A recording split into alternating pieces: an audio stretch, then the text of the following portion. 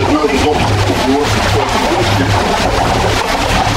видяла жабата, че от вола и тя дигнала краката. Така и община Чепеларе решила да прави външна политика, и то не с кой да е в Турция. И при тази ситуация са направили така, че отиват една представителна група от община Чепеларе в Турция, а след това, разбира се, им връщат визит. Като визитата на община Чепеларе е към една неправителствена организация. Аз искам да ви кажа няколко думи за нея. Тази неправителствена организация е наследник на една организация, която започна 1968 година.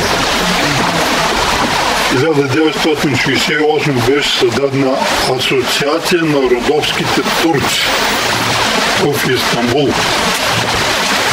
В ръководството на тази асоциация бяха всички тези българи мухамедани, които бяха използвани от американското разузнаване, което в Гърция имаше две бази, в Лариса и в Кавала. По време на бандитизма до 1964 година си ги пращали на наша територия да убиват, да грабят и да разпространяват листовки. Тези хора, които са идвали като бандити тук на нашата територия, ги вкараха в ръководство на организация. Асоциация за родопските турци. Впоследствие разшириха тази организация и направиха Асоциация на родопско-дунавските турци, забележете го. Връзката е пантюркизъм, там е голямата работа. А след това тази организация разшириха и я направиха Асоциация на балканските турци и обединиха и Косово, и Албания, и Македония, и шиптери, и турбеши, и българо-мухамедани, и всяка. Връзката е това, защото пантюркизма гласи едно: всеки, който е мюсюлманин, той е турчин. И там, където живее, е турска територия. Тук става въпрос за следното нещо. Идването в Орев. Община Чепеларе кани хора от тази организация и тук идва Байрам Ерол. Байрам Ерол е председател точно на тази асоциация на балканските турци,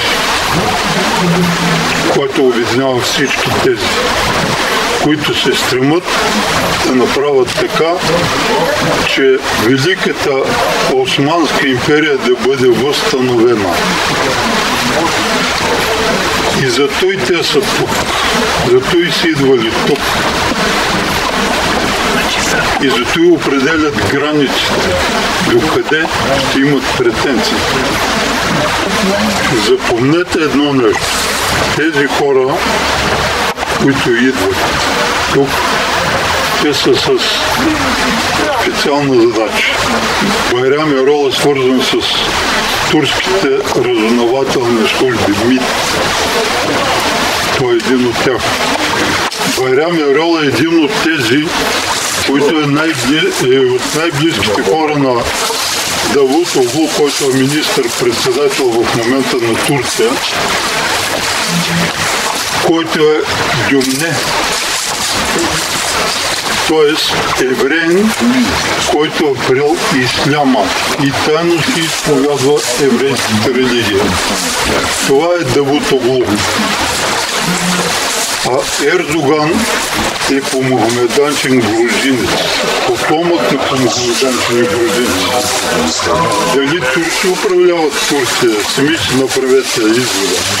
И затова знаете едно, тези хора не са случайно тук. Те искат да дойдат.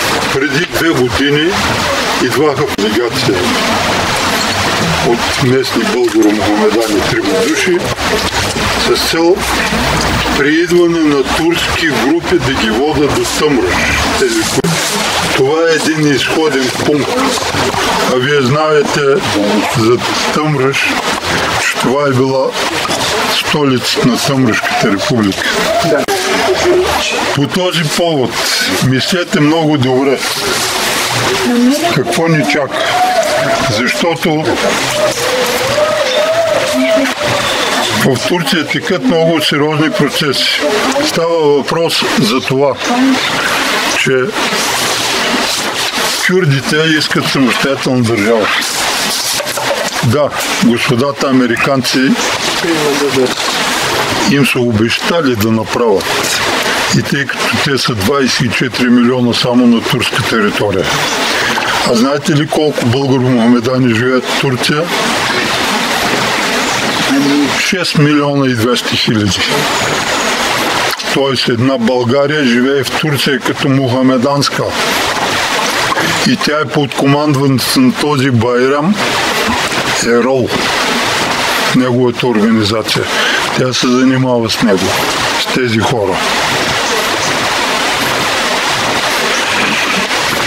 И тъй като предстои даването на някаква автономия на кюрдите, турците са поставили въпроса за компенсация в европейската част. Кой граничи Турция в европейската част? България и Северна Гърция